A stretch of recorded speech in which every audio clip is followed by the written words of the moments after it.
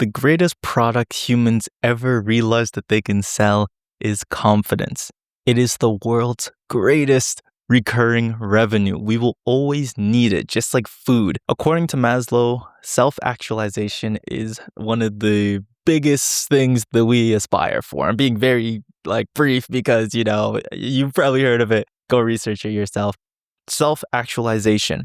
And there are dozens of industries that capitalize off of this. Look at industries like apparel, and this gets really meta, so we'll go into that a little bit later. Makeup, haircuts, suits, cars, even friends, whether we know it or not. But let's talk about apparel for a second. My first business was an apparel company like every entrepreneur you've ever heard of. And one of the things you realize, especially when it comes to screen printing or drop shipping, or whatever it is, the people who make the most money are the ones who are selling the shovels to the gold rush that is selling apparel. People want their stuff on clothing and then want other people wearing their stuff. And a screen printer told me this, I think it was in my third year of university. He was telling me this business model.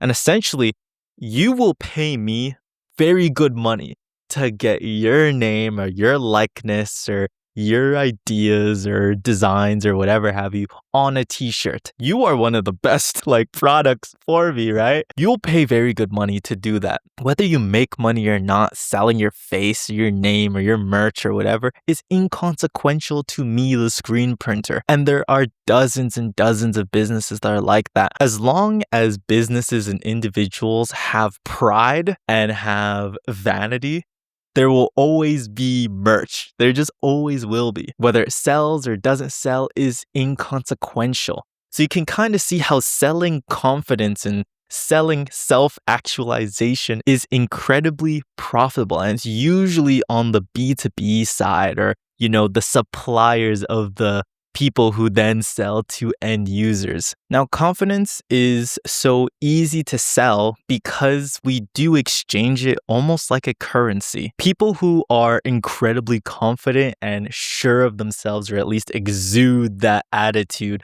are more likely to be followed by other people. If you look like you know where you're going, a bunch of people who don't have as good of a clue will start following you. Humans are kind of like sheep. Somebody who sounds knowledgeable might be followed more than someone who actually is knowledgeable but just doesn't know how to get their knowledge across well. And we see it all the time inside of medicine, inside of politics especially, oh my goodness.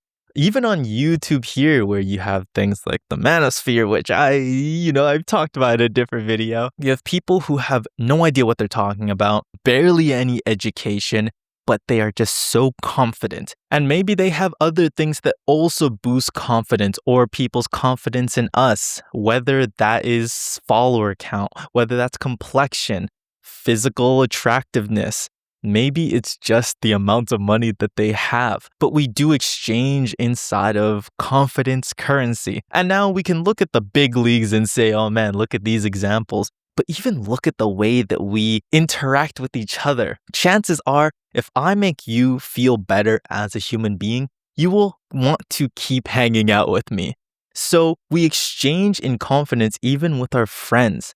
The friends that make us feel good about ourselves are usually our best ones. While of course you want a friend that will, give you really hard truths and will tell you how it is, chances are you don't keep somebody who only does that around for very long. We sell in confidence, we exchange in it. So what you need to be careful of is when somebody is selling it to you. Understand, and this isn't a bad thing, but understand that when you're getting a haircut, when you are buying new clothing, when you're trying to get the brand newest iPhone that was just announced, you are not necessarily being sold a product so much as you're being sold confidence. But let me know what you think. Let me know what the last confidence thing you bought was, how it made you feel after, and whether it still gives you confidence. I'd love to know. We'll talk about it in the comments, but I'll see you guys on the next one.